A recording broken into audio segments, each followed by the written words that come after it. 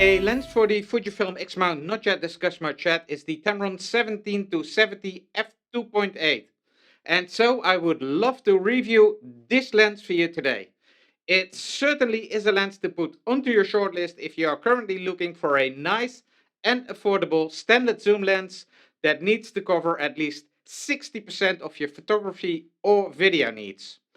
The Tamron 70-70 f2.8 Di3-A VC RXD is a weather-sealed standard zoom lens for APS-C cameras. This lens from Tamron is currently only available for the Sony E-mount and the Fujifilm X-Mount. In today's review, we will take a closer look at this lens made for the Fujifilm X-Mount. The Tamron 17-70 features a constant aperture of f2.8 over its entire zoom range. The lens has also been outfitted with a smart optical image stabilization, or vibration control as Tamron calls it themselves. The image stabilization in this lens can be considered really smart as it recognizes the way the lens is being used. Whether you hold it in your hands, sits on a tripod, or is being used for video. The image stabilization on this lens adapts itself to the circumstances for optimal control. It also works together with all Fujifilm cameras that have been outfitted with IBIS. The Tamron 17-70 can be considered as an all-round standard zoom lens comparable to a 24-105 lens for full frame. Pretty strikingly, especially considering the fact that this Tamron lens is a third-party lens, is the number of scoops that this lens features. 1. It is the first lens from Tamron that has been specifically made for cameras which are outfitted with APS-C sensors. However, in the meantime, Tamron already has made 3 lenses for the Fujifilm X-Mount system available. 2. It is the first Tamron lens for the Fujifilm X-Mount that covers a standard zoom range with a fast and wide aperture of f2.8 over its full range from 17 all the way up to 70 millimeters. Its closest competitor here is Fujifilm's own XF16 to 80mm lens, but that lens features a widest full open aperture of only f4.0. 3. With its 530 grams, the Tamron 17-70 is by far a much lighter lens than the Fujinon XF16 to 55 f2.8, a lens that weighs a whopping 655 grams. 4. The Tamron lens has been outfitted with state-of-the-art optical image stabilization, which can recognize the scene in which it is being used. The optical stabilization is based on deep learning and artificial intelligence technology that can recognize if the lens is used handheld or sits on a tripod.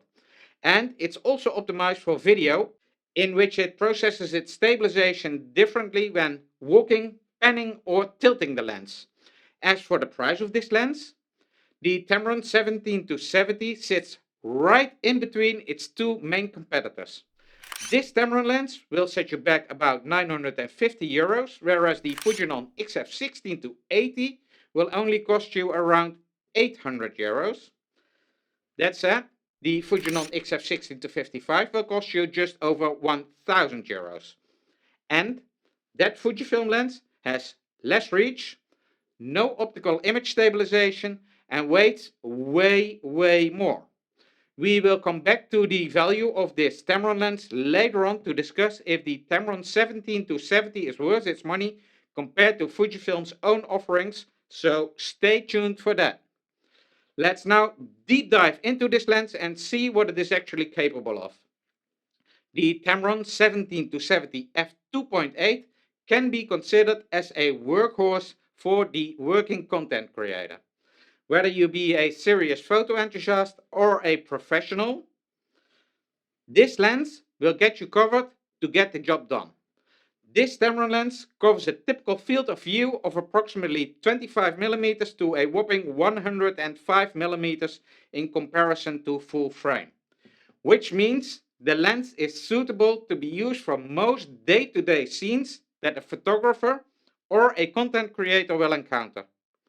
This lens will also offers a nice wide open aperture of f2.8 over its entire zoom range, and which makes this lens suitable to be used for many different scenes, even if the lighting conditions are not favorable to you.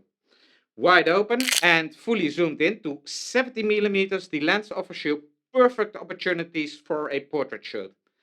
This is even more true because the aperture in this lens has been outfitted with 9 aperture blades. That's the same number of aperture blades as can be found in the XF16-55 and the XF16-80 from Fujifilm. And so you may expect the same nice bokeh and background separation as can be found in its direct peers. Another field in which this Tamron lens excels in comparison to its main competitors is its closest focal distance, which is only just 19 centimeters, a little less than 8 inch, and this is all measured from the camera's sensor to the subject. This is ideal for wedding photographers or for those that love to take an occasional close-up. Zoomed in at 70 millimeters, the closest focus distance is about 39 centimeters, which is much more comparable to the lenses from Fujifilm. Next up is the autofocus speed of this lens. According to Tamron, this lens has been outfitted with a dual micro processing unit, which makes for superior signal processing. But to be less technical about this, it comes down to improved and more precise focusing. Focus speed is much comparable to the Fujinon XF16-55, so there are no complaints over the focus performance of this Tamron lens compared to what Fujifilm has to offer. In contrary to Fujifilm, who uses a linear motor for focusing upon subjects, the Tamron 17-70 uses a rapid extra silent stepping motor. A stepping motor is more favorable for video use as it offers a smoother focus experience. At the same time, the focus speed between the Fujifilm XF16-55 and the Tamron 17-70 is not that much different. No user will really notice any difference between the two competing lenses when it comes down to focusing speed. Before I continue to talk about the optical performance of this Tamron lens, I would like to discuss something that may actually be a deal breaker for you. I personally am still undecided if this is a good or a bad design decision. What I'm talking about, the Tamron 17-70 is not outfitted with an aperture ring, which means you have to set the aperture via the control wheels on your camera. As an H series user, this of course is not so much of a problem as the whole camera is more geared towards a more modern way to operate your camera anyway. But if you are an XT series user and love the more retro style of operating your camera, you will then be faced with a lens that doesn't offer you that experience. I can fully understand that missing out on the aperture ring on this lens may be a deal breaker for some. Yet, I would urge you not to jump to a conclusion too soon over this lens. To base your decision on a single missed out feature might be a mistake. I think you would be really missing out on a great opportunity to own a lens that comes really close to the optical performance of the more expensive XF16-55. So let's talk about the optics now. At the shortest focus distance, the Tamron 17-70 offers a magnification ratio of approximately 1:5 or 0.2, which allows for a fraction more macro than Fujifilm has to offer with its 16-55. But this lens, of course, is not a macro lens, so it's not really that important as a feature. What is important, however, is the image quality that the Tamron has to offer. And I'm glad to be able to tell you that the image quality of this lens is really good.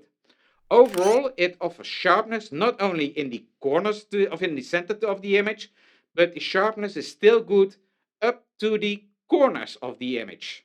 At 70 millimeter and used wide open, the center of the image can be considered sharp. However, towards the corners, there is some noticeable loss in sharpness and detail. But this is to be expected for a zoom lens used in its widest angle and when it's used with a full open aperture. Stopping down the aperture at 70mm focal length is unfortunately not going to gain you extra much sharpness. So at 70mm focal length, this Tamron lens can be considered good, but it's certainly not perfect. However, zoomed in at 70 millimeters, the corners of the image are really very sharp when the aperture is set to wide open at f2.8. Corner sharpness stop down at 70 millimeters and f8 I would consider as nearly perfect in performance.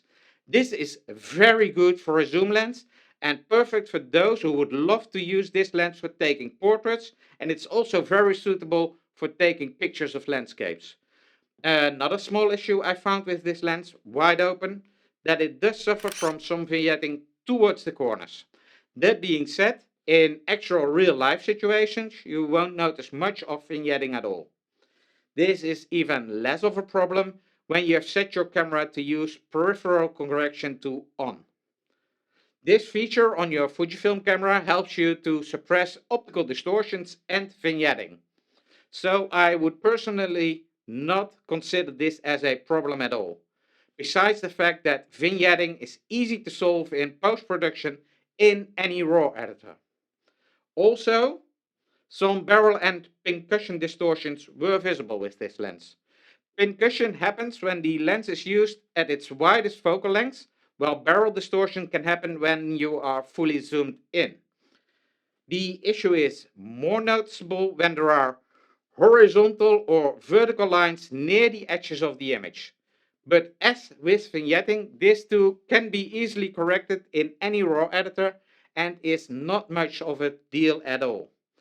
It can also be easily solved by setting lens corrections in your RAW editor, which then will apply the correct lens corrections for this lens for you. And as with any image that has horizontal or vertical lines close to the edges, I would suggest to leave about 5% extra room around the corners to allow for optical corrections to be made and for some cropping you may do. Many people love to have a lens that allows for creamy background and nice rounded bokeh balls. Those people will be pleased to hear that this Tamron lens for your Fujifilm camera is able to offer you such pleasing bokeh. Of course, you need to be aware that with any harsh point light, you always do run the risk of seeing some onion rings in the bokeh balls.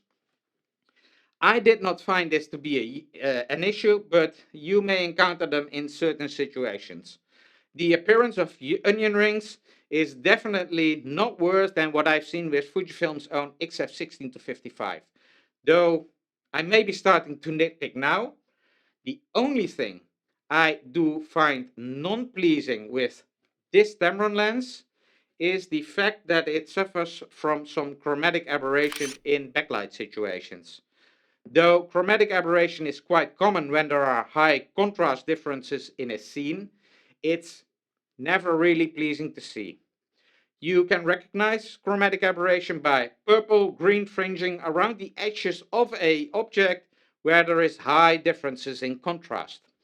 This issue on this Tamron lens is a little more visible in comparison to Fujifilm's XF16 to 55, especially when the lens is used wide open and used at 17 millimeters.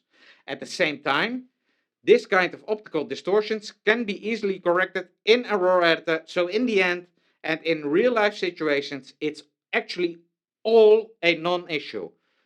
Unspoken yet, but quite important, is the question for whom this lens is made for.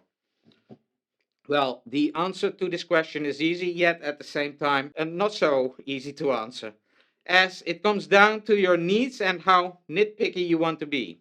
I would say this lens is for the price conscious, those people that want or need high image quality, yet at the same time also understand there are some compromises to be made. You can't have it all, however, you do get a lot of value from this lens. I consider this Tamron 17 to 70 f2.8 to be optically quite a lot better than the Fujinon XF16 to 80 f4. and to be much on par with the XF16-55 f2.8 from Fujifilm. That said, the original 16-55 from Fujifilm offers a tad better image quality, a little more sharpness, and a little better contrast in the smallest details, making it appear a little sharper in direct comparison. At the same time, the Tamron 17-70 still offers near perfect resolving power. Micro details can be distinguished at 15 lines per millimeter on the Fujifilm X-H2. This is excellent and shows that the Tamron is perfectly capable to be used in conjunction with a high resolution 40 megapixel sensor. So, if you are a hybrid content creator like me and do find video and photography to be something you do a lot, the overall choice, in my humble opinion, goes towards this Tamron 17-70 over the Fujinon XF16-55, mainly because the Tamron is outfitted with an intelligent optical image stabilization and at the same time is capable of resolving the smallest details on a high resolution sensor. Another important fact is that the new Tamron is more geared towards video, as it nearly lacks any focus breathing issues. This makes the Tamron the videographer's choice. The Tamron also weighs considerably less in comparison to the Fujifilm XF16-55. This is especially noticeable on a day trip. Sure, the Tamron does suffer from some minor optical flaws. However, all these issues can be easily corrected in a RAW editor, whereafter they go unnoticeable in comparison. And although the Tamron 17-70 can't go as wide as the Fujinon XF16-55, the difference is only 1 millimeter in focal length. At the same time, it does go considerably further in reach, all the way up to 70 millimeters in focal length. All those advantages for me outweigh the disadvantages. Even though the Tamron 17-70 does feel a little more plastic, is missing out on that aperture ring, does suffer from a few minor optical imperfections, yet overall for me the Tamron is the better lens choice. How about you? Have you considered buying the Tamron 17-70 or do you stick to Fujifilm's own 16-55? What's your opinion about this lens? Let's talk about it in the comment section below. If you haven't done so yet, please boop that like button and share the video. That would help me a lot. Want to see more of my videos? You can immediately select one here. Thank you and see you next time. Cheers!